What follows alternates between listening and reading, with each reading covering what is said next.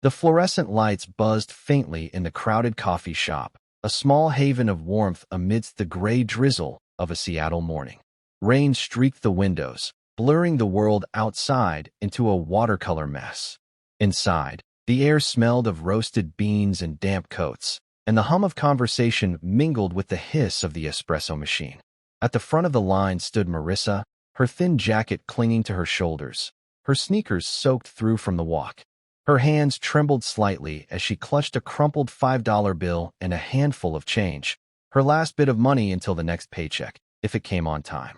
Marissa's life hadn't always been this threadbare. Once, she'd had a cozy apartment, a steady job as a graphic designer, and dreams big enough to fill a skyline. But life has a way of unraveling. A layoff, a broken relationship, and a string of bad luck had left her raising her 6-year-old son, Ethan, in a cramped studio apartment with a leaky roof. Every day was a tightrope walk, balancing bills, groceries, and Ethan's endless questions about why they couldn't afford things other kids had. Today, though, she wasn't thinking about that. Today, she just wanted a coffee. A small, selfish luxury to remind her she was still human. She stepped up to the counter, her voice barely above a whisper. "A small latte, please." The barista, a young woman with a nose ring and a distracted smile, punched in the order. "That'll be $4.89. Marissa's heart sank. She'd hoped it would be less. Her fingers fumbled with the coins, counting them out one by one, her cheeks burning as the line behind her grew restless. A quarter slipped from her hand, rolling under the counter. She knelt to retrieve it, muttering an apology, her face hot with embarrassment. Behind her, a man cleared his throat softly.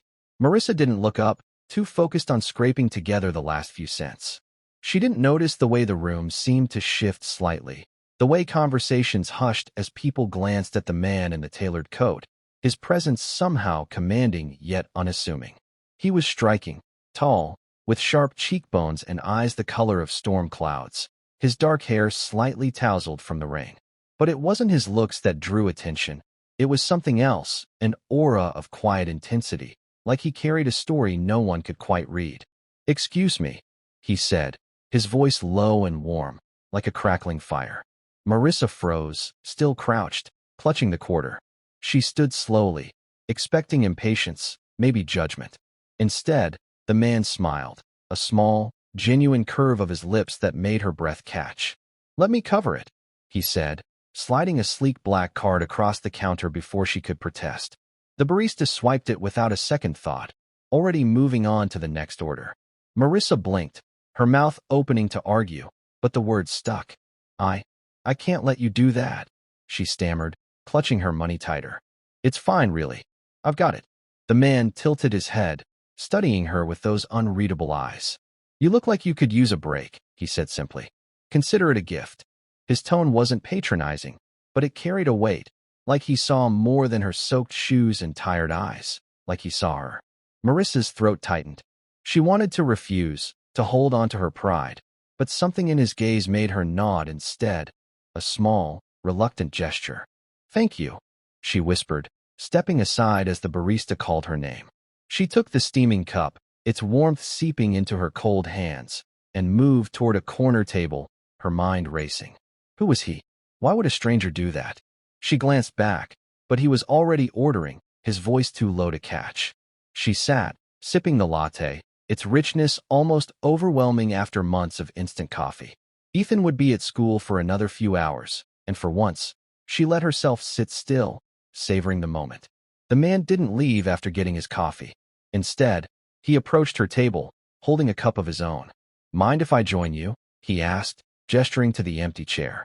Marissa hesitated, her instincts torn between caution and curiosity.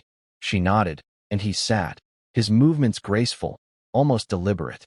Up close, he was even more striking, but there was a weariness in his eyes, a shadow that didn't match his polished exterior. "I'm Elias," he said, offering a hand. His grip was firm, his skin warm against hers. "Marissa," she replied, her voice steadier now. She waited for him to ask the usual questions, where she worked, what she did, but he didn't. Instead, he leaned back, sipping his coffee, and said, "You looked like you were carrying the world back there. Want to tell me about it?" The question caught her off guard. She laughed, a brittle sound. You don't want to hear my sob story. But Elias just raised an eyebrow, waiting, and somehow, she found herself talking. She told him about Ethan, about the layoffs, about the endless juggling act of survival. She didn't know why she was spilling her life to a stranger, but his silence was like a balm, absorbing her words without judgment. When she finished, he didn't offer platitudes or advice.